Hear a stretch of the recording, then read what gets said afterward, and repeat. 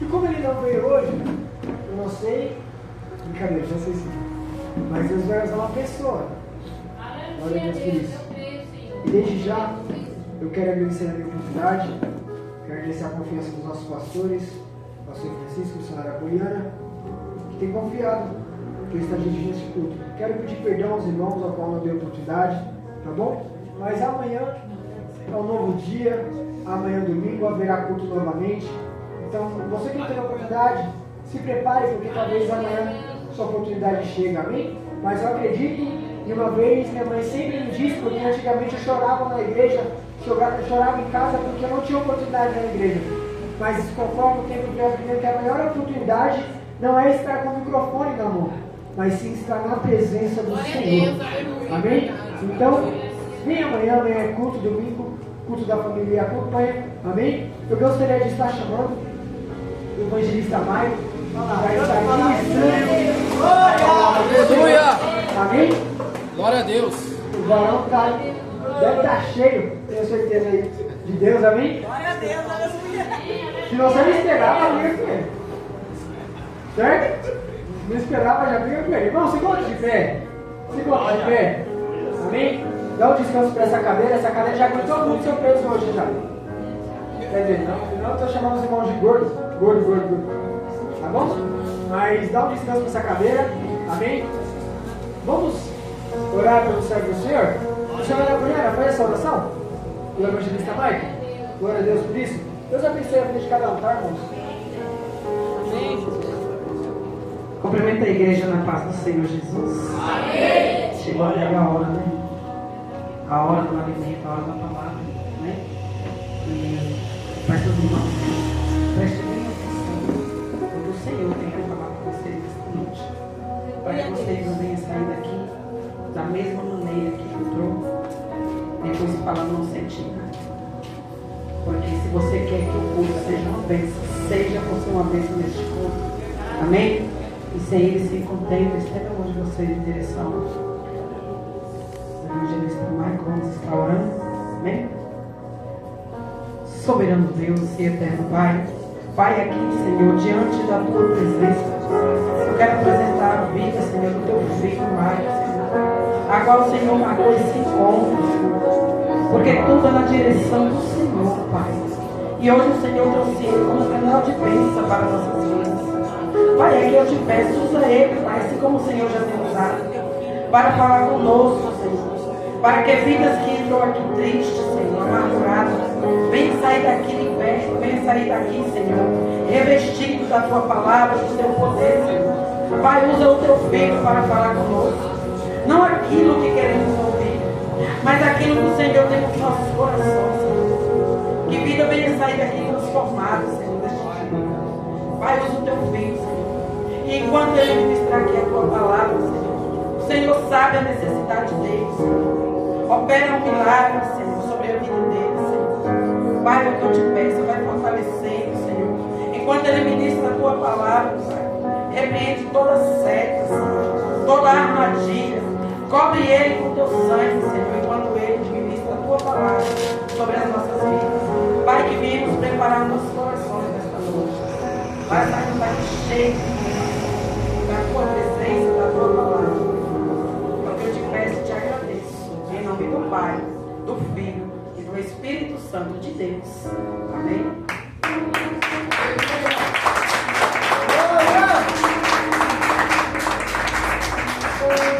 Vamos ouvir os irmãos, mais uma vez a paz do Senhor Jesus. Amém. Podem se assentar, por favor.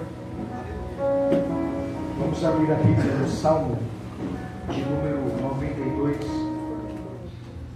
Nós vamos ler apenas a parte A do verso 12. Enquanto você abre no Salmo 92, verso 12, eu quero aqui agradecer a diaconia Poliana, ao pastor missionário Poliana, missionário Poliana, ao pastor Francisco, por essa oportunidade, né? Ela já havia falado comigo assim, se caso o preleitor não conseguir vir, aí você já fica preparado aí, tá? Mas a gente sempre espera que o preleitor venha. A gente ligou para ele, tentou ligar tudo, a gente não conseguiu contato. Mas a gente já tinha uma mensagem preparada da parte de Deus para estar ministrando nesse janeiro profético, caso ocorresse alguma interferência nesse sentido. Então eu agradeço a Deus por ter confiado em mim. Eu sei que existem pessoas aqui mais tanto capacitados quanto eu para ministrar a palavra do Senhor, mas ela pensou em mim. Então, obrigado, missionário Poliana, professor Francisco, são meus sogros. Obrigado a toda a minha família, ao dirigente deste trabalho, estava dirigindo o culto, o presbítero Danilo, Deus abençoe. Muito bom estar aqui com vocês. Eu acho que é a primeira vez, né? Eu estou ministrando nesse salão aqui, se me falha a memória, é a primeira vez, tá? Então, eu vou dar lugar com força. Glória! Vamos lá, Salmo de número 92, verso de número 12, apenas a parte A do versículo, tá? Que diz assim: o justo florescerá como a palmeira. Glória a Deus. Mais uma vez, o justo florescerá como a palmeira. Vamos repetir, 1, 2, 3. O justo florescerá como a palmeira. Agora fala olhando para alguém, 1, 2, 3. O justo florescerá como a palmeira. Amém? Não, eu vou ser bastante aqui breve, eu vou tentar ser bastante breve aqui no que eu vou falar, mas a minha intenção hoje, dessa noite, é falar com vocês sobre o tema que nós estamos, que é o florescimento. Nós estamos num janeiro profético, pela graça de Deus. Deus confiou a mim e a minha esposa para estar na frente desse trabalho, do janeiro profético. Lá na sede, quem está na frente do trabalho somos nós, né? E junto com a nossa liderança, a gente escolheu esse tema de florescendo no deserto. Minha mãe, a missionária Débora, ela escolheu o texto de Números 17, né? Se não está a memória, número 17. Mas desde o início, quando nós pensamos nesse tema, florescer no deserto, eu me lembrei do Salmo 92, verso 12. Esse salmo aqui, gente, ele é um salmo que foi escrito para ser utilizado, cantado, num dia de sábado. E por incrível que pareça, a gente está no dia de sábado, né? Mas esse salmo foi escrito para ser cantado em um culto matutino, em um culto pela manhã, no dia de sábado. A gente sabe que lá no Oriente Médio, justamente onde o texto de Salmos, os Salmos foi escrito, eles tinham uma cultura um pouco diferente do que a nossa. Eles tinham o costume de louvar a Deus nos seus cultos, no templo, por meio de canções. E essas canções geralmente eram canções de adoração a Deus, de louvor a Deus. A palavra salmo aqui significa justamente louvor, né? A palavra salmo é uma palavra grega. A palavra hebraica para salmo é terila, né? Que significa levantar as mãos para o céu e louvar a Deus. A palavra salmo tem o sentido de você expressar a Deus a sua adoração, o seu louvor. Então o salmo não é apenas um livro composto por 150 versos ou capítulos. O salmo, ele é um livro que fala sobre situações de pessoas que passaram por dificuldades, mas em todas elas eles louvaram a Deus, eles glorificaram a Deus, eles adoraram a Deus. E o resultado disso é que o livro do Salmo não foi escrito por um homem só, mas foi escrito por diversos. O mais conhecido foi o salmista Davi, que escreveu 73 salmos desse livro. Glória! Davi escreve 73 salmos desse livro, Salomão escreve 2, Moisés escreve 1, que é o salmo de número 92, conhecido como o salmo mais antigo desse livro. Tem o salmo dos filhos de Asaf, que eram cantores do templo, o salmo dos filhos de Coré, os salmos próprios de Asaf, salmos de Datã, salmos de Emã, ou seja, diversos autores escreveram os salmos que aqui estão. Mas cada salmo desse livro tem um objetivo específico. Vocês estão comigo? Tem um objetivo específico. Em vários salmos que nós vemos aqui, nós vemos salmos que são chamados de salmos penitenciais. O que são os salmos penitenciais, irmã Patrícia? É aquele salmo lá que o autor, ele escreve, ele louva a Deus, mas ele reconhece o seu pecado, e ele pede para que Deus venha tratar com ele, que é um exemplo do Salmo 51, quando Davi adultera, ele ora a Deus falando, tira tudo de mim, traz o seu juízo sobre mim, porque eu pequei mesmo, pode tratar comigo, mas não tira a presença do Espírito da minha vida. Aleluia. Então é chamado de salmo penitencial. Também existem os salmos chamados de salmos imprecatórios. O que são os salmos imprecatórios? É aquele salmo que alguém ora a Deus pedindo para que Deus venha trazer castigo aos seus inimigos. Como por exemplo o salmo de número 137, verso de número 9, se me falha a memória. O salmista diz assim: seria muito bom se pegassem os filhos da Babilônia e tacassem a pedra no seu crânio. E aí você vai olhar para mim e vai falar assim: nossa, mas que salmo pesado, Deus ouve mais. Deus, ele não vai ouvir alguém orar e falar assim: Deus, mata o fulano que eu não gosto. Deus não vai ouvir isso daí. Mas o salmo imprecatório é aquele salmo de alguém que está sofrendo uma injustiça, e ele pede para que Deus venha tratar, agir contra os seus inimigos. Na verdade é um salmo de apelação à justiça de Deus. Então existem salmos de penitência, existem salmos que a pessoa pede para Deus tratar com os inimigos, mas também existem os salmos de louvor. Por exemplo, o salmo de número 136. O salmo de número 136, o seu primeiro verso até o último verso, o salmista diz: louvai ao Senhor porque Ele é bom e as suas misericórdias duram para sempre. É um salmo de louvor. E no salmo de louvor, o que o salmista ali, a pessoa que está escrevendo o salmo, ele faz? Ele reconhece as obras de Deus, ele reconhece quem Deus é, ele reconhece o que Deus faz. Ele diz que Deus é grande por meio das obras que Ele faz. E a gente tem várias obras dentro da Bíblia para louvar a Deus.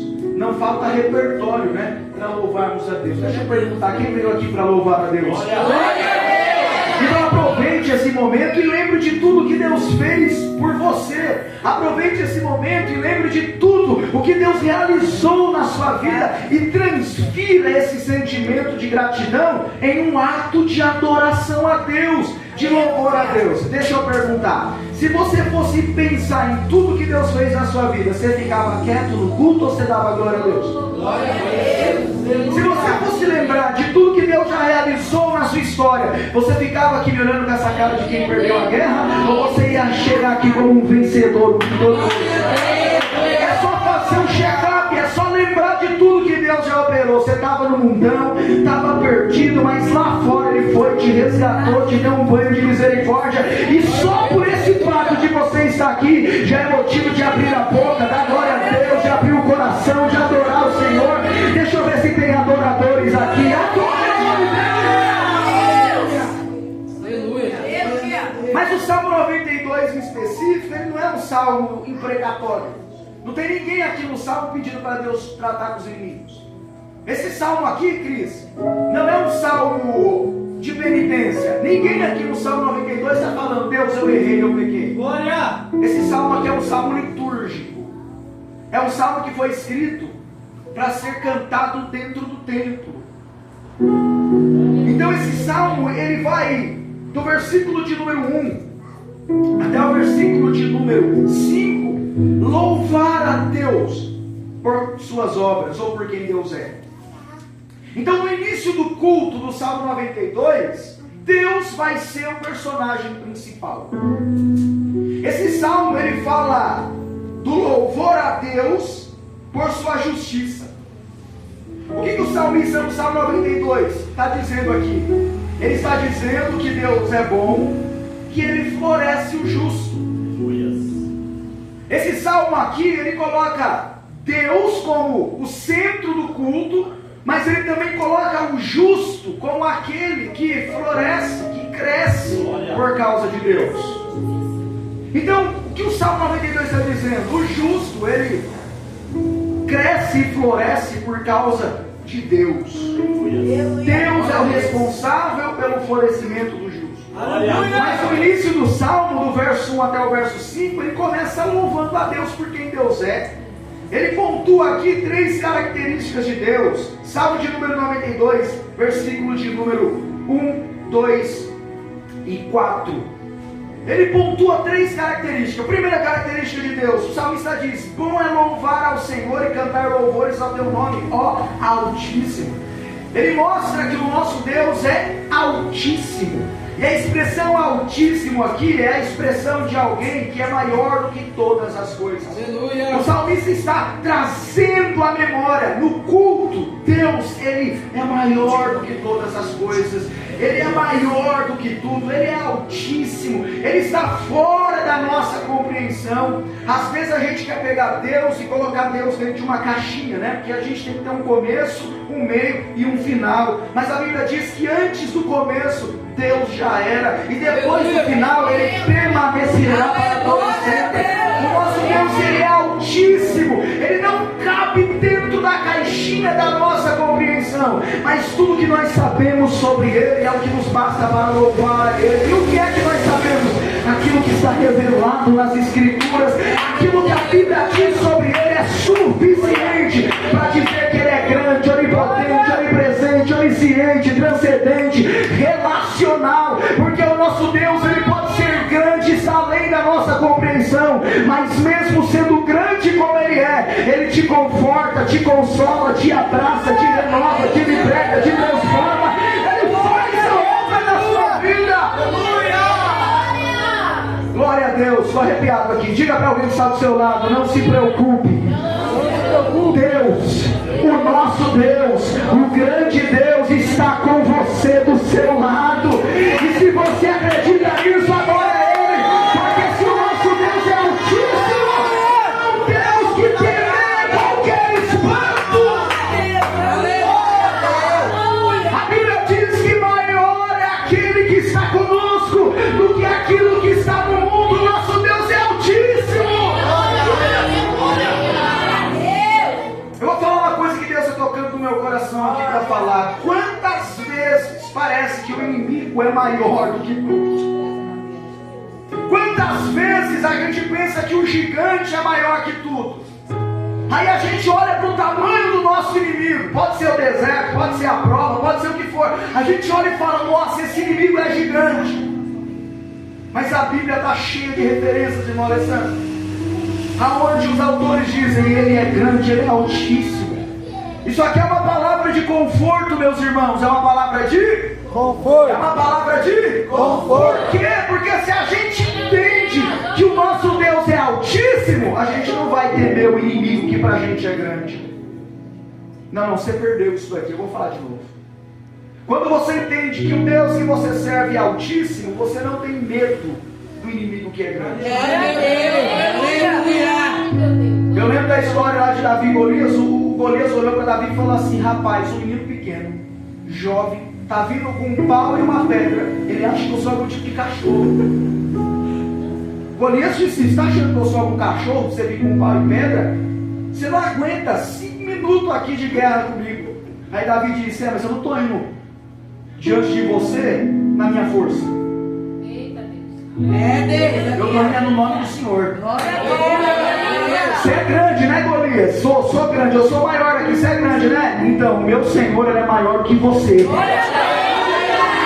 Nosso Deus é um Deus Altíssimo. O salmista coloca aqui um adjetivo qualitativo, é um adjetivo de qualidade em Deus. Ele é Altíssimo, Ele é grande. Mas também o salmista menciona um segundo adjetivo aqui, uma segunda qualidade de Deus. Verso de número 2. Ele diz que Deus é benigno. A palavra benigno pode ser traduzida como bondoso. Aleluia. O que é benignidade? É bondade de Deus, irmão. Aleluia. Geralmente a palavra bondade está relacionada a um Deus que, quando Ele diz assim: vou ficar aqui, nada tira Ele do lugar. Está relacionado a um Deus que, quando diz assim: eu vou te abençoar, não tem ninguém que impeça Ele de abençoar. A bondade está relacionada com a fidelidade de Deus. E é isso que o salmista diz: é bom te louvar de manhã por tua bondade, e à noite anunciar a tua fidelidade. Sabe o que o salmista está dizendo? Eu reconheço que o Senhor é bom, o Senhor é Altíssimo, mas o Senhor também é bom. E a bondade de Deus funciona da seguinte maneira: quando você resolve virar as costas para Ele, a sua pirraça, a minha pirraça, não muda o pensamento. pensamento de Deus. Quantas vezes você olhou e disse assim, se dependesse de Deus mesmo, olhar para mim, Ele me abandonaria. Mas por que Ele nunca te abandonou? Porque a bondade dele não é igual a nossa. A nossa bondade é uma bondade condicional. Eu sou bom com quem faz parte da minha igreja. Eu sou bom com os meus filhos. Eu sou bom com a minha sogra, com o meu sogro, com os meus cunhados, porque é a minha família. Mas com quem eu não conheço, eu não vou ser bom não. Eu sou bom até o momento em que não pisam no meu calo. A partir do momento que alguém provoca a minha raiva, eu já não sou bom.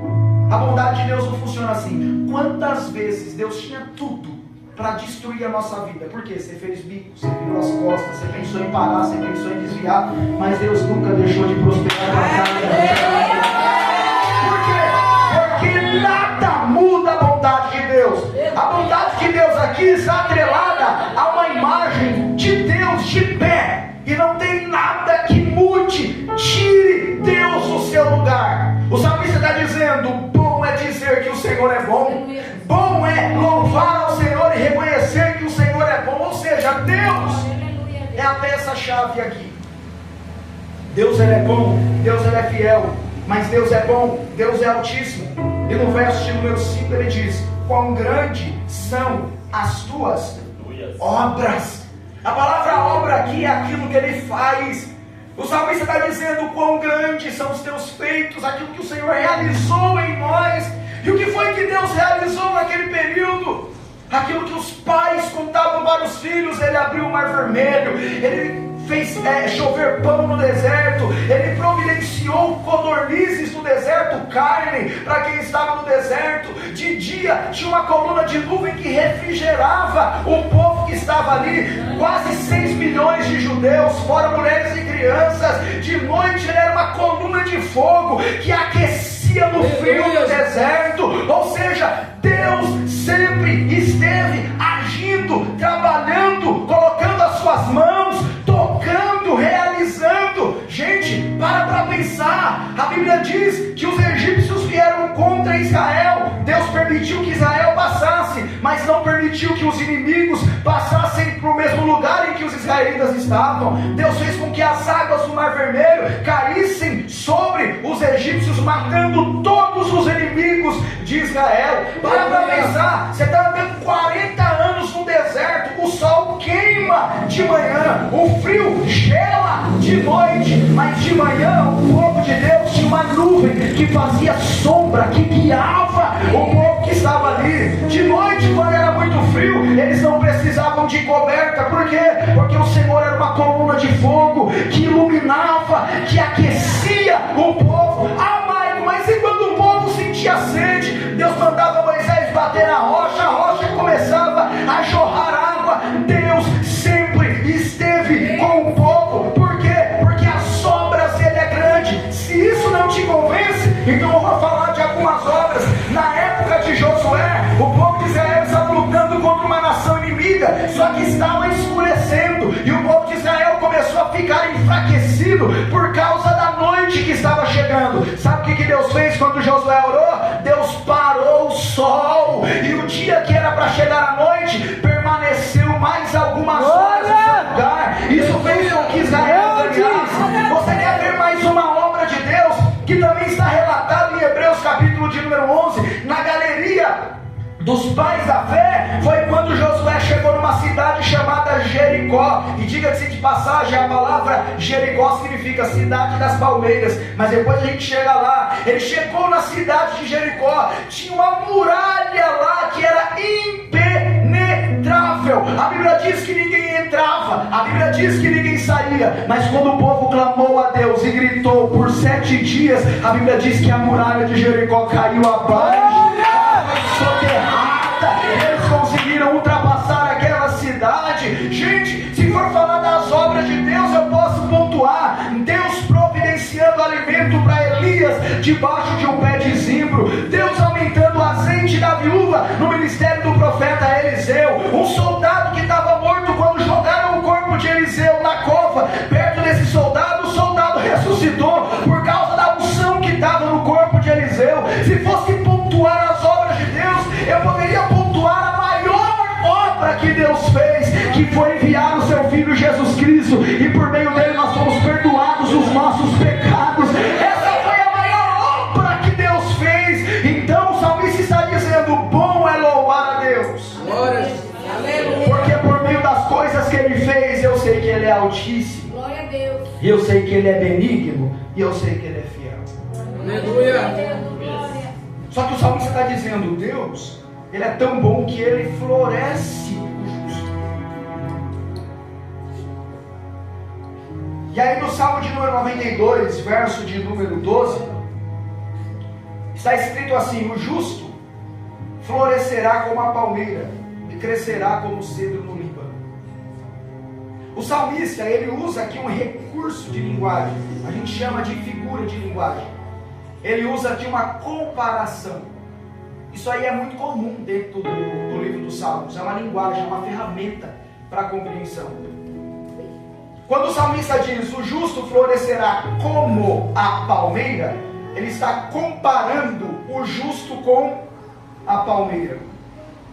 Mas eu quero ressaltar aqui para vocês alguns pontos. Primeiro, a palmeira aqui, ela não é palmeira como a gente conhece hoje. A palavra hebraica para palmeira aqui é kitamar, ou seja, tamareira. É uma árvore que produz fruto da tâmara. Mas foi traduzida como palmeira por causa da forma como ela cresce. A tamareira cresce como ou igual a uma palmeira. Mas a árvore aqui é uma tamareira. E o porquê, Maico, que isso aqui é importante? Porque a tamareira, ela nasce no deserto. Ela é uma árvore própria para lugares difíceis. E o salmista está comparando o justo com uma palmeira. Ele está dizendo: o justo é igual a palmeira. Só que para a gente entender isso, a gente tem que entender o que é o justo. O que é o justo aqui? O justo que o salmista está falando é aqueles que andam na norma de Deus. O justo geralmente está atrelado aqui a caráter. É alguém que se comporta adequadamente aqui dentro, e as obras dele por fora, irmão Alessandro, são obras de justiça.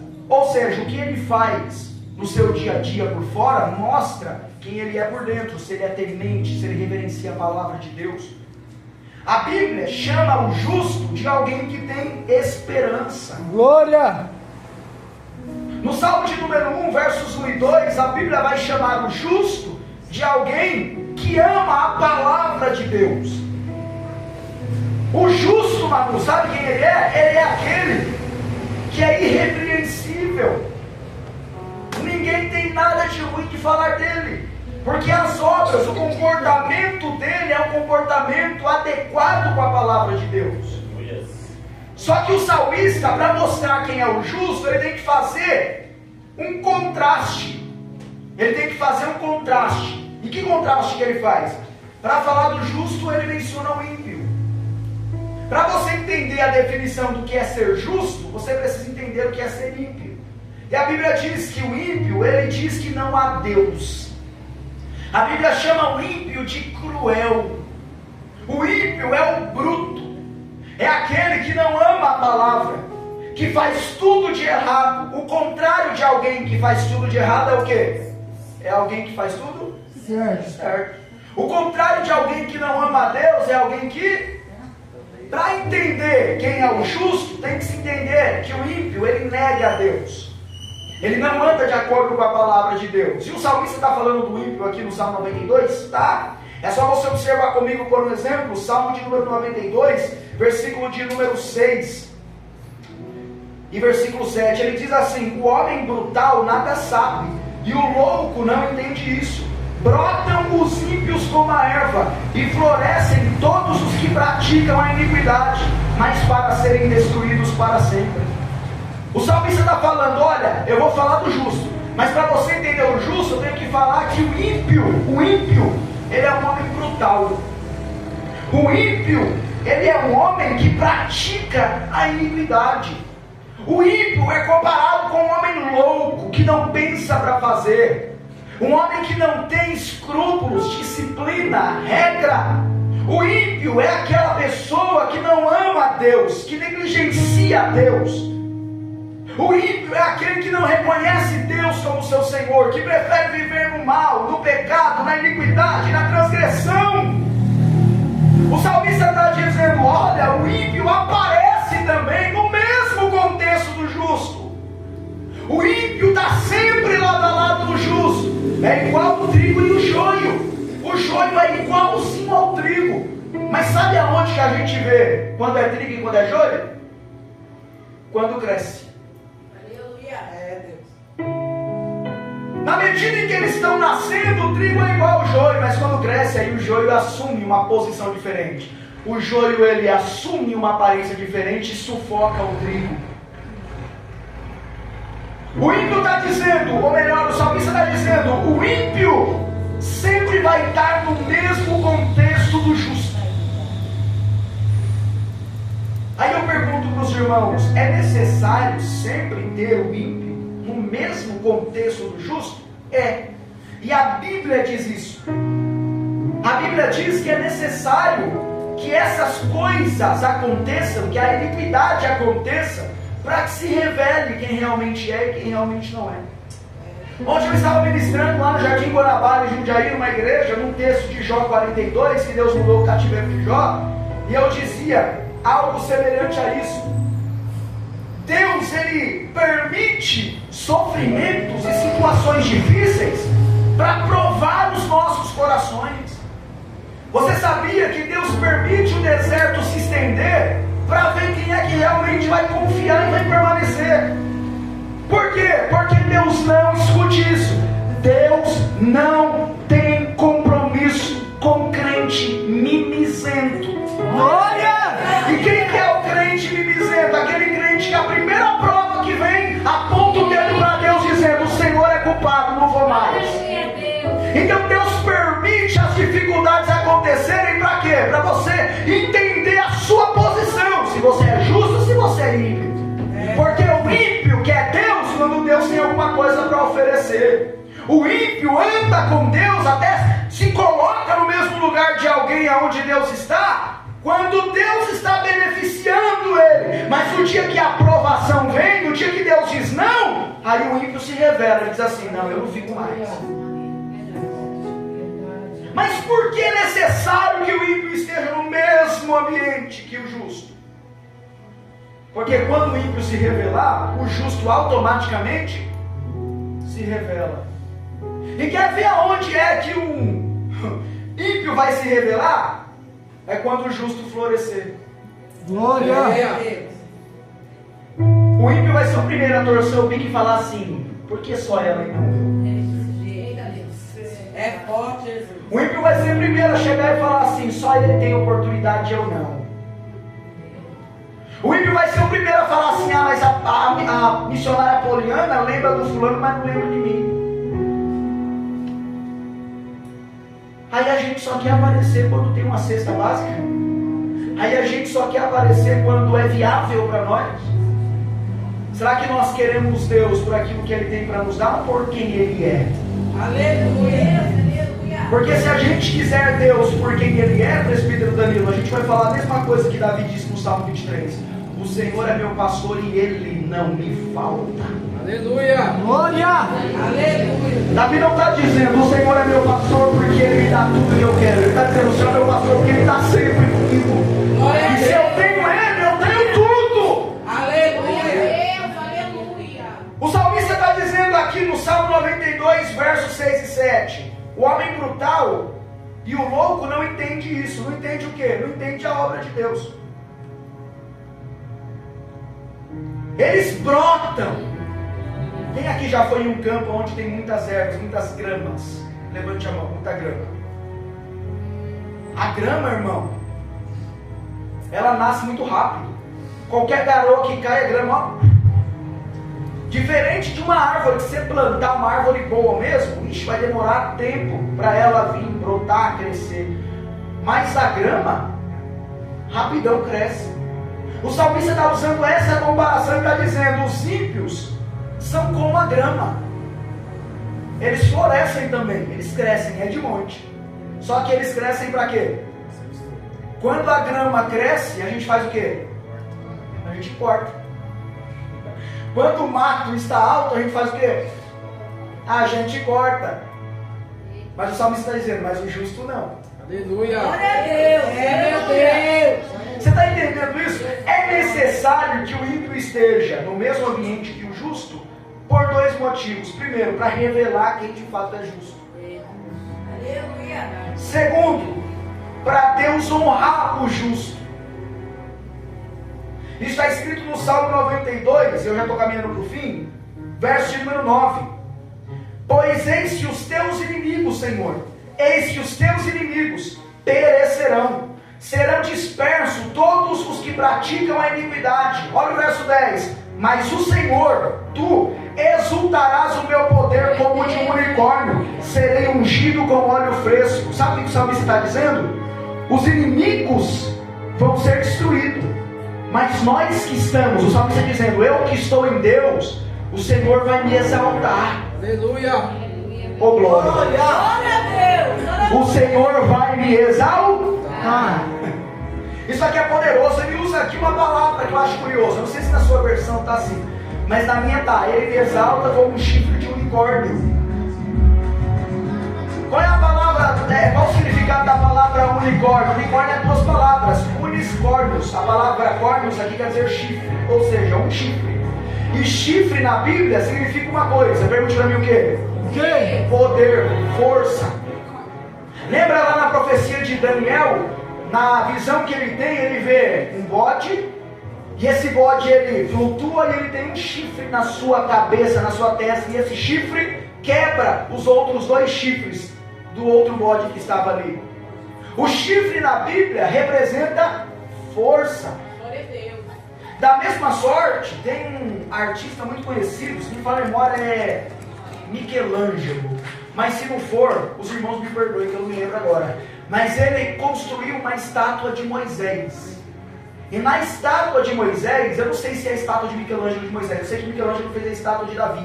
Mas na estátua de Moisés, ele faz Moisés com um chifre. Por quê? Porque lá no texto de Números e no texto de Êxodo, está escrito que da cabeça de Moisés saía espécie de raios.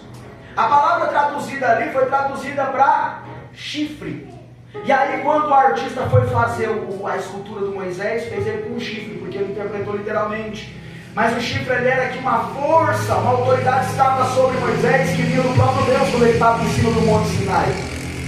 O que você quer dizer com isso? Que o salmista no verso 10 diz, o Senhor vai exaltar o meu poder como de unicórnio, ou seja, o Senhor vai me honrar. Mas vai me honrar onde? Quando os ímpios começarem a brotar. Porque os ímpios vão começar a brotar, mas eles serão cortados. E quando os ímpios forem cortados, quem é que vai sobrar? O justo. E aí ele diz, porque o justo florescerá. Como a palmeira. Tá bom, vamos lá. Eu quero falar com vocês aqui rapidinho sobre as características do florescimento da palmeira. E o que isso tem a ver com a gente? Porque o salmista aqui, ele está comparando o justo com a Palmeira.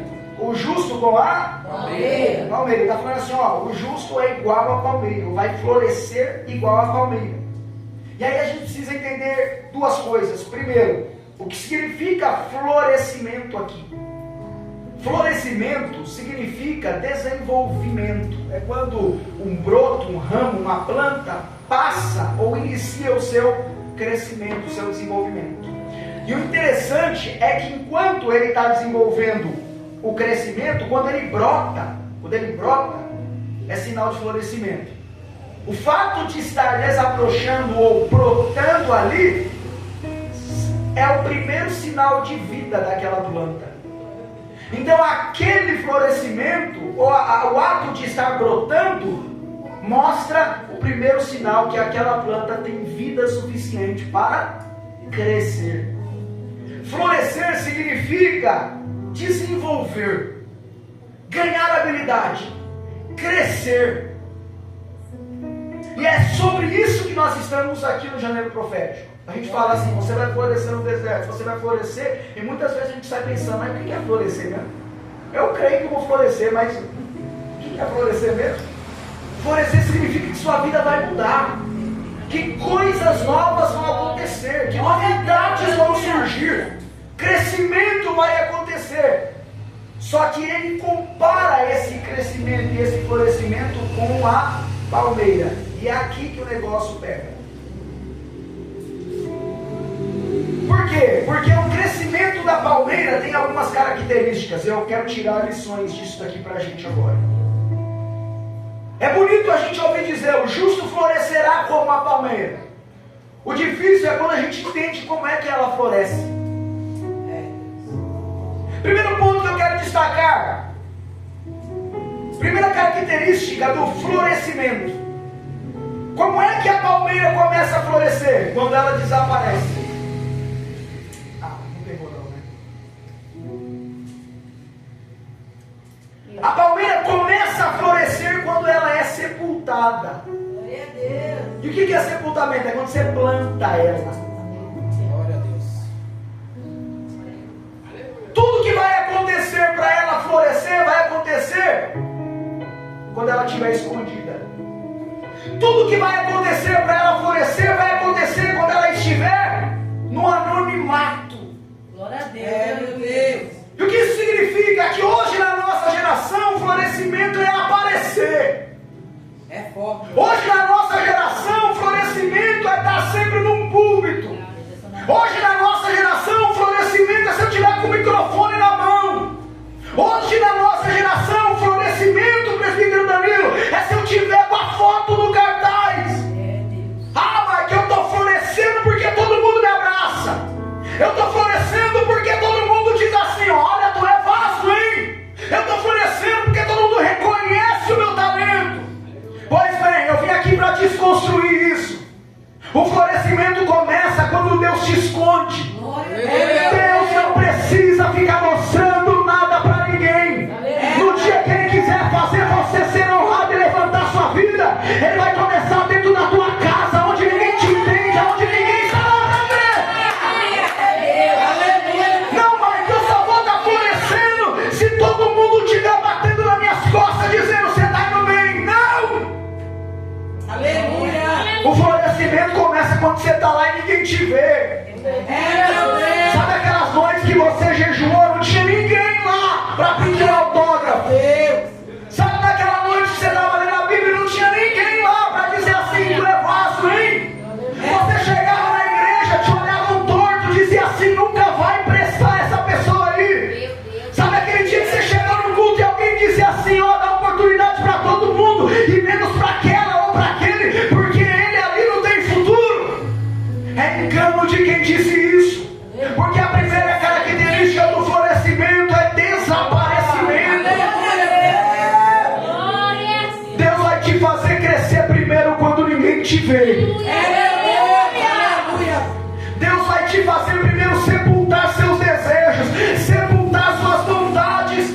A gente precisa começar a mudar o nosso pensamento e começar a entender que evangelho, cristianismo não é mais a minha vontade. A partir do momento que eu aceitei a Jesus e me batizei, eu fui sepultado.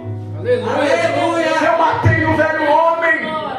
Agora a pessoa que eu sou não é mais eu, é Cristo quem está me conduzindo, é o Espírito Santo. E o Espírito Santo não tem compromisso com cartaz, o Espírito Santo não tem compromisso com autógrafo, o Espírito Santo não tem compromisso com engajamento, o Espírito Santo não está preocupado com like, o Espírito Santo não está preocupado com visualizações.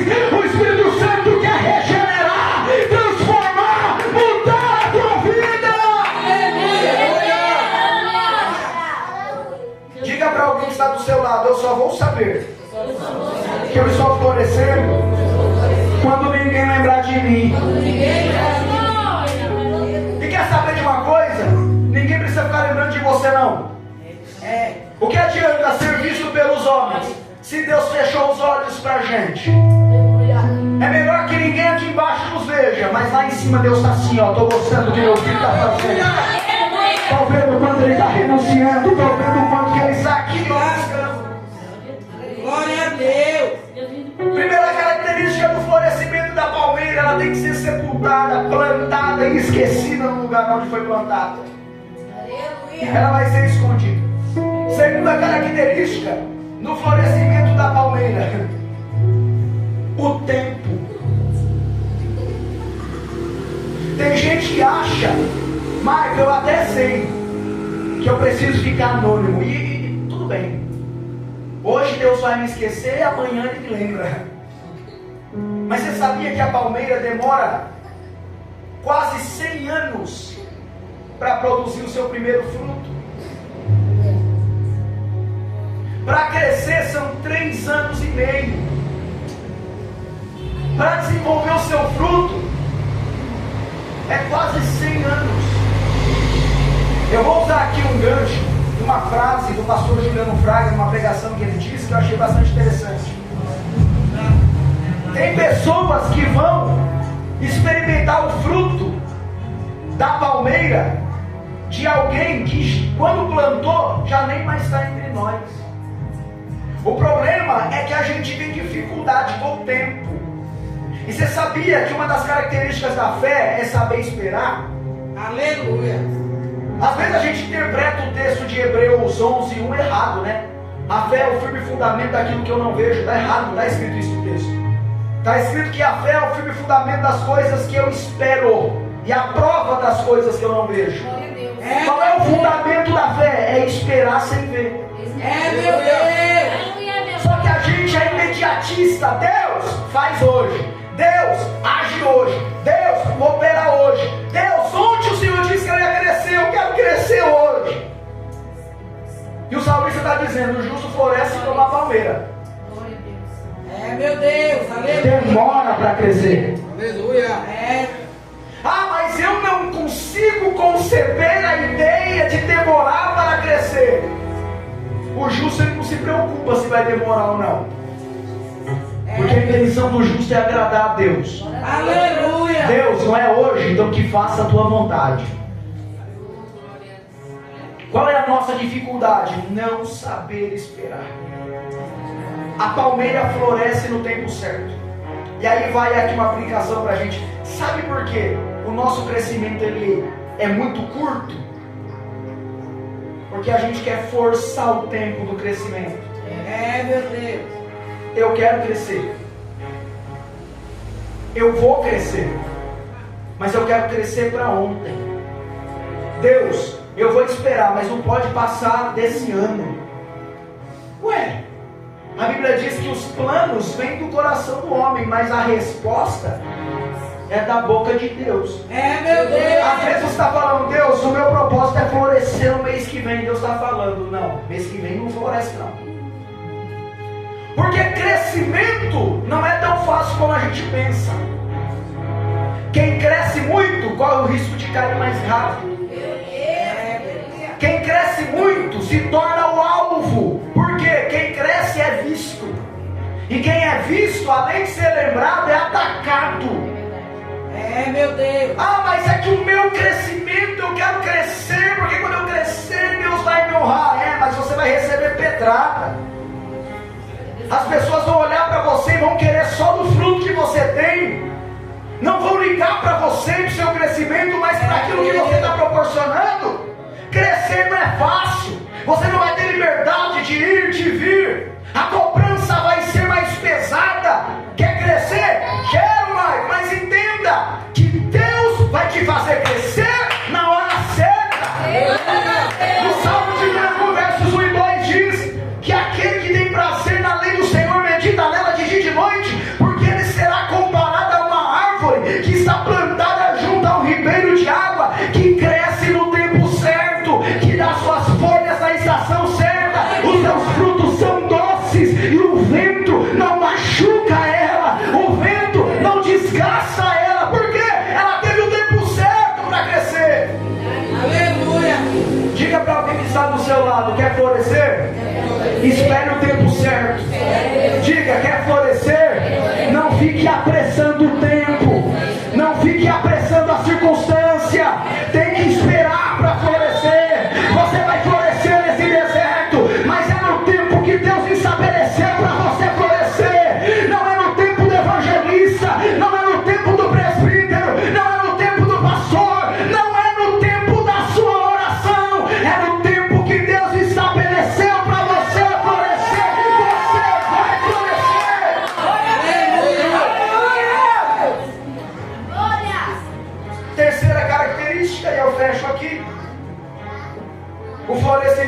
palmeira acontece no local específico. Qual é o local específico para a palmeira florescer? Deserto. A palmeira floresce no deserto. A tamareira aqui, que é a expressão para palmeira, é uma árvore que se dá bem em lugar seco, em lugar árido. Existe um provérbio árabe que diz assim, que a copa queima no fogo, mas as raízes se nutrem de água. A palmeira é uma árvore que está no deserto, mas o deserto não impede dela crescer. Por quê?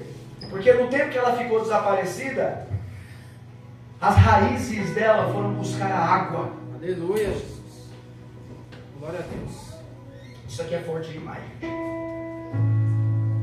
Diga para alguém que está do seu lado, a partir do momento que você buscar a fonte certa, nenhum deserto vai impedir você de crescer.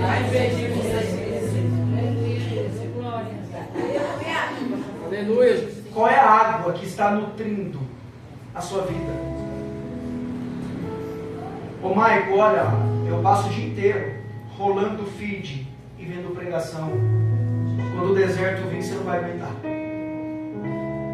Ô Mike, eu passo o dia inteiro ali ó, no Instagram vendo ali a Virgínia, o Zé Felipe, o Vinícius Júnior. Quando o deserto vir, você não vai aguentar. Eu passo o dia inteiro na casa do meu coleguinha, da minha coleguinha, do meu irmão, da minha irmã, tomando café e falando dos erros que eu vejo todo dia. Quando vir o deserto, você não vai suportar.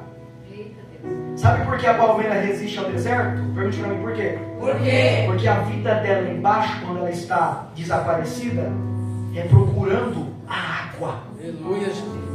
Glória a Deus. Aleluia. Jesus disse para a mulher samaritana: mulher, se você soubesse quem eu sou, ao invés de eu te pedir água, você pediria a mim, e eu lhe daria uma água que jorra para a vida eterna. Cristo é a água. A partir do momento que nós buscarmos a fonte que é Cristo, ai, irmão, o deserto não vai parar a obra de Deus na nossa vida. A palmeira cresce no deserto, floresce no deserto, desenvolve o seu fruto no deserto e é útil no deserto, porque o deserto não muda o fruto dela. Já viu aquela árvore? Eu vou utilizar aqui o exemplo da árvore mencionada em Isaías, que é comparada a Israel, que é a videira. Um dia Deus olhou para Isaías e disse: Israel está sendo plantada, mas antes Deus vai lá, tira o entulho, toda a sujeira, limpa a terra, abre a terra, planta a videira e cuida dela. Quando a videira nasce e cresce, ela dá fruto. Quando ela dá fruto, as uvas dela é amarga, é uva prata, não presta para comer, não tem utilidade. Nasceu como videira, mas não tem utilidade. E aí Deus disse para Isaías: é assim o meu povo. O meu povo é uma árvore. O meu povo é um povo que anda a caráter, fala a caráter, mas o comportamento de Israel é um comportamento totalmente ao contrário do que eles dizem que creem. É, meu Deus. Mas a palmeira aqui no deserto, ela tem dificuldades por causa do lugar onde ela cresce. Mas aquele lugar onde ela cresce não muda aquilo que ela faz, os frutos dela. Tem gente que fica muito amargo quando passa pelo deserto. Tem gente que fica muito amargo, muito grossa quando passa pelo deserto. Ó, hoje eu estou passando no deserto, eu vou ir para o culto, mas quem me dá paz do Senhor, eu vou olhar nem na cara, não suporto, não quero saber. Está faltando procurar água aí. É, meu Porque Deus. essa água que é Jesus vai nutrir a sua vida, vai te dar o que é necessário, e nem o deserto vai ser capaz de mudar os frutos que você vai dar. É, meu Deus. Fique de pé, por favor. O justo florescerá como a palmeira. Como é que o justo vai florescer? ele primeiro vai florescer no anonimato. Segundo, ele vai florescer no tempo certo. E terceiro, vai florescer no lugar do deserto. Coloque a mão no seu coração. Feche os seus olhos. Nós vamos fazer uma oração agora. E nessa oração você vai falar: Pai, me ajuda a entender essas verdades. Me ajuda a florescer nesse lugar difícil. Me ajuda a florescer dentro daquele deserto chamado casa. Dentro daquele deserto chamado casamento. Dentro daquele deserto chamado emprego. Me ajuda a florescer. Agora você orando vai lembrar daquela situação que é um deserto para você. Sabe, aquela situação que te faz chorar, que é difícil, que às vezes você questiona. E você vai falar: Deus, seja a minha água, me nutre, me dá vitaminas necessárias, força, energia necessária para mim poder passar por essa situação sempre de pé. Eu vou contar até 3 que você vai começar a orar, mas é para orar em voz alta, não é para fazer a oração do gatinho não. Sabe aquela oração do chama gatinho? Não, você vai orar em voz alta. E nessa oração você vai falar: me floresça, Pai. Eu entendo que é no tempo certo. Eu entendo que muitas vezes o Senhor vai me esconder. Eu entendo que muitas vezes o lugar onde eu vou florescer não é o melhor lugar do mundo. Mas me floresça, Deus. 1, 2, 3, ora. Ora.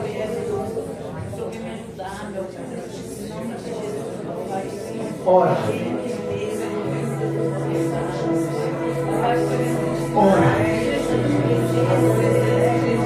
Porque há florescimento aí. Ora. Porque enquanto você está orando, o Espírito de Deus está te fortalecendo. Eu estou sentindo a presença dele aqui. Enquanto você está orando, Deus está tocando em situações delicadas para você. Enquanto você está orando, Deus está agindo no coração endurecido. Enquanto você está orando, Deus está fazendo você crescer. Crescendo na unção, crescendo na graça, crescendo no conhecimento. Nada vai impedir o teu florescimento. Nada vai impedir o teu crescimento. Cadê a igreja que acredita nisso? Ora com vontade. Porque as cadeias estão sendo abertas essa noite. As correntes estão sendo quebradas. O laço está sendo desfeito. A palavra de Deus diz: porque o laço quebrou-se, nós escapamos. Porque Ele nos livrará do laço do passarinheiro. Deus está agindo. Você pode não estar vendo hoje, mas Ele está trabalhando, movimentando, tocando. Enquanto você ora, Ele está florescendo a tua vida. Vai adorando aí, vai adorando aí, vai adorando aí. Oh Deus. Pai, às vezes é difícil a gente crescer nesse deserto, Pai. O lugar é seco, é árido, é dolorido. No deserto ninguém está lá para sentar para conversar com a gente. Pai, no deserto ninguém quer ficar do nosso lado. Muitas vezes, Pai, no deserto a gente vai ficar sozinho.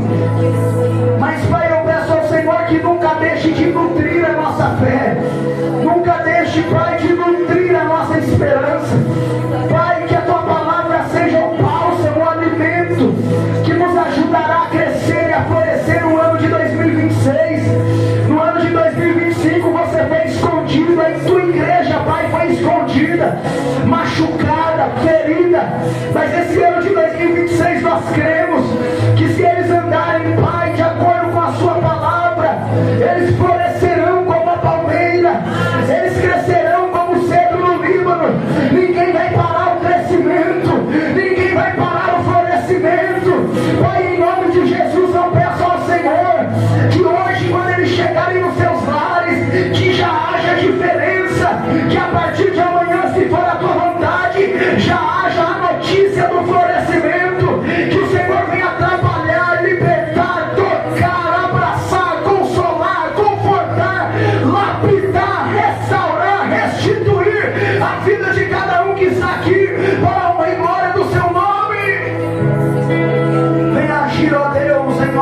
vidas. Floresce, Pai, a nossa vida. Floresce a nossa casa. Floresce a nossa família. Me faz entender que eu vou ser escondido, que eu vou passar pelo processo do tempo, mas que eu vou crescer no deserto, que esse lugar seco, árido, que essa situação difícil não vai impedir que eu floresça e eu cresça.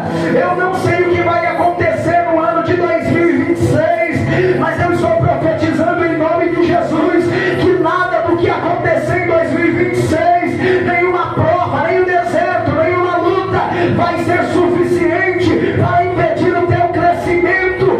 Crave essa palavra no teu coração, porque em nome de Jesus Cristo, neste ano de 2026, até este mês, até o final deste ano, você vai florescer e nada vai impedir você de crescer, em nome de Jesus Cristo. E você diz: amém. Aplauda Jesus bem forte. Muito obrigado, irmãos. Deus abençoe a vida de cada um dos irmãos. Muito obrigado. Aleluia. Aplaude mais forte o nome santo do Senhor, igreja. Deus seja louvado.